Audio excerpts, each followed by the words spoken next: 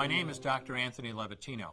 I'm a practicing obstetrician-gynecologist and I've performed over 1,200 abortions. Today I'm going to describe a first trimester surgical abortion called suction D&C, dilatation and curetage. This is the most frequently performed abortion and is used typically from 5 to 13 weeks of pregnancy. After administering anesthesia, the abortionist uses a speculum like this.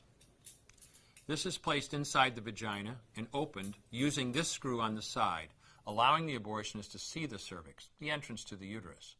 The cervix acts as a gate that stays closed for the duration of pregnancy, protecting the baby until it is ready for birth.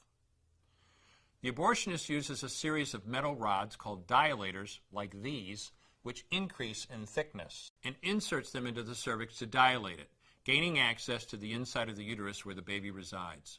The baby has a heartbeat, fingers, toes, arms, and legs, but its bones are still weak and fragile. The abortionist takes a suction catheter like this one. This is a 14 French suction catheter. It's clear plastic, about 9 inches long, and it has a hole through the center. It is inserted through the cervix into the uterus. The suction machine is then turned on with a force 10 to 20 times more powerful than your household vacuum cleaner.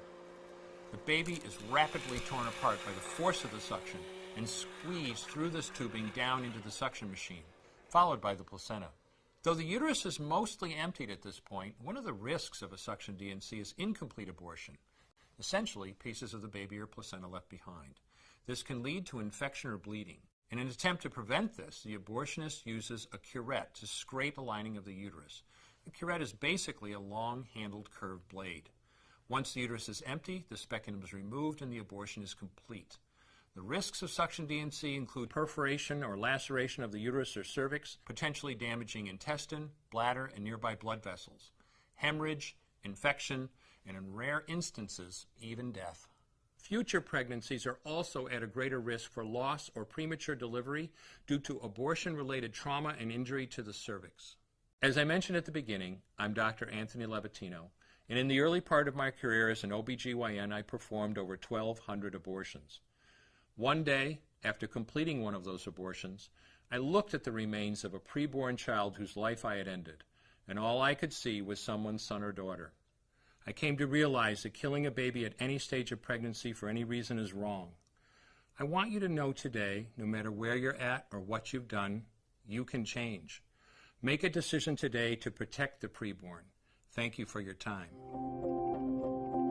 I will no longer do any more abortions.